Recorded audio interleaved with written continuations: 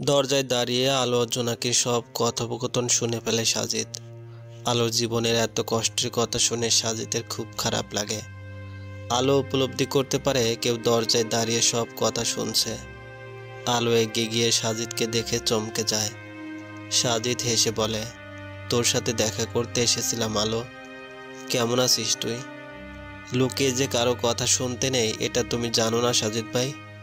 আর কথাগুলো যখন শুনতে পেরেছো তাহলে আমি কেমন আছি সেটা তুমি নিশ্চয়ই বুঝে গেছো।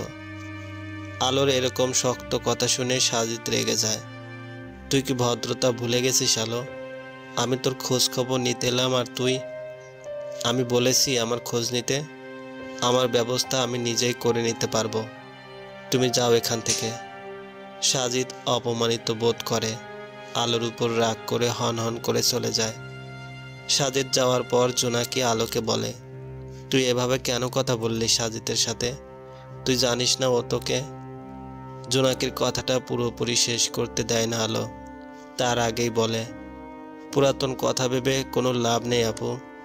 আমার জীবন এখন অনেক এগিয়ে এসেছে। সাজিদ ভাইয়ের অনুভূতি যাই হোক সেটা এখন অতীত। বর্তমানে আমাদের পথ সম্পূর্ণ আলাদা। তাছাড়া সাজিদ ভাইয়ের সাথে মায়ার বিয়ে হতে চলেছে। আমি চাই না সাজিদ ভাইয়ের সংস্পর্শে আসতে। আমার খুব চিন্তা হচ্ছে তোর জন্য আলো। এখন তুই কি করবি? আপাতত চেষ্টা করছি কোনোভাবে এই সমাজে টিকে থাকার। মালেকা বেগম রাত্রে খাবার তৈরি করে সবাইকে খেতে ডাকেন। মায়া রাগ করে খেতে আসবে না বলে দিয়েছে। আলোর বাবা আসাদুল করিম খেতে বসে আলোকে এতদিন পর দেখে খুব খুশি হন। আলো ছোটবেলা থেকে আসাদুল করিমের চোখের মণি। আলোকে নিজের হাতে খাওয়ানো পড়ানো সব করেছেন তিনি। আজ দীর্ঘ 1 বছর পর মেয়েকে কাছে পেলেন তিনি। তাই খাতির যত্নের কোনো ত্রুটি রাখতে চান না। খাওয়ার সময় এক পর্যায়ে আলোকে আতিকের কথা জিজ্ঞেস করে আসাদুল করিম। আলো খাওয়া থামিয়ে দেয়। আতিকের কথা শুনে তার চোখে জল চলে আসে। আলো আর চুপ থাকতে পারে না। আর কতক্ষণ সব লুকিয়ে রাখবে সে? তাই আলো এবার সিদ্ধান্ত নিয়ে ফেলেছে যে সবাইকে সব সত্য বলবে। আলো এবার বলা শুরু করে, আতিক এখন জেলে আছে। ও একটা খারাপ লোক। দ্বিতীয় বিয়ে করে আমাকে বাড়ি থেকে বের করে দিতে চেয়েছিল। তার থেকেও বড় কথা, আতিক একজন ধর্ষক। আলোর কথা শুনে আসাদুল করিম মালেকা বেগম দুজনে হতবাক হয়ে যান। আলো তাদের সম্পূর্ণ ঘটনা বলে। সব শুনে আসাদুল করিমের 2 চোখ রক্তবর্ণ ধারণ করে। তিনি রাগী চোখে মালেকা বেগমের দিকে তাকান। মালেকা বেগম অপরাধীর মতো চোখ নামিয়ে নেন। তিনিও বা কী করবেন? আমিনা তার অনেক ভালো বান্ধবী ছিল। আতিক এত ধনী তাই মালেকা বেগম ভেবেছিলেন আলো হয়তো এই বিয়ের পর সুখী হবে। তাই আমিনা বেগমের এক কথায় তিনি বিয়েতে রাজি হয়ে যান। এরকম কিছু হবে সেটা আগে জানলে কখনো রাজি হতেন না।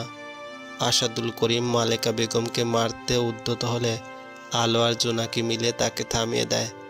কি করছো আব্বু? আম্মুকে কেন মারছো? আম্মুর কোনো দোষ নেই। সব দোষ আমার ভাগ্যের। তুই চুপ থাক আলো। মানুষ ঠিকই বলে সৎ মা কখনো মা হতে পারে না। এই মালেকা কখনো তোকে নিজের মেয়ে ভাবেনি। যদি তোকে মেয়ে ভাবতো তাহলে কখনো এরকম একটা ছেলের সাথে তোর বিয়ে দেওয়ার কথা ভাবতো না।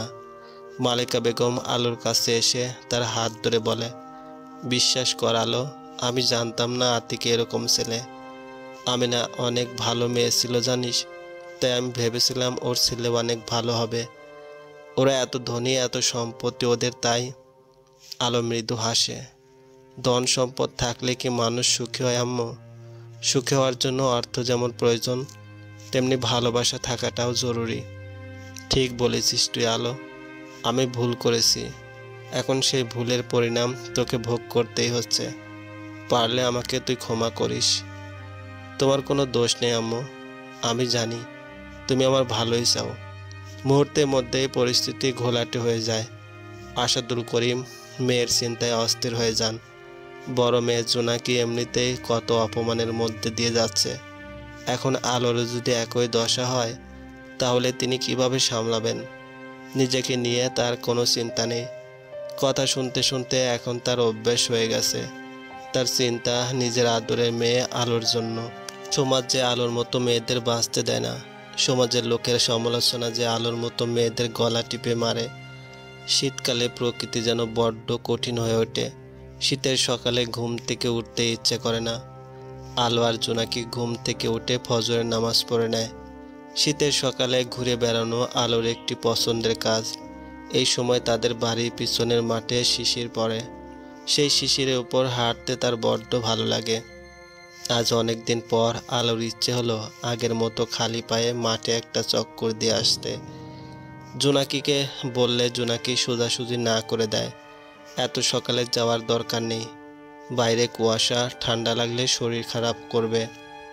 আপু, তুমি কোনো চিন্তা করবে না, আমি চাদর গায়ে দিয়ে যাব, আমি এসবে অভ্যস্ত।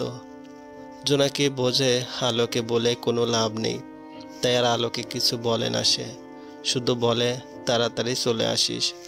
আলো খুশি হয়ে গায়ে চাদর জড়িয়ে বেরিয়ে পড়ে। তাদের বাড়ির পিছনে বিশাল একটা মাঠ। এলাকার ছেলেরা এখানে খেলাধুলা করে। জুতা খুলে ঘাসের উপর পা রাখতেই আলো শিশিরে ভেজা ঘাসকে অনুভব করতে থাকে। মুহূর্তেই তার মনের অদ্ভুত এক প্রশান্তি বয়ে যায়। মাঠে কিছুক্ষণ হাঁটার পর নিজের পিছনে কারো উপস্থিতি অনুভব করে আলো। পিছনে তাকিয়ে সজীবকে দেখে আলো স্বস্তি পায়। এই অভ্যাসটা তাহলে এখনো আছে তোর? শীতের সকালে বাইরে ঘুরে বেড়াতে চলে এসেছিস। কিছু কিছু স্বভাব আজীবন থেকে যায়, চাইলেও বদলানো যায় না। তাহলে তুই এত অল্পভাষী হয়ে গেলি কেন?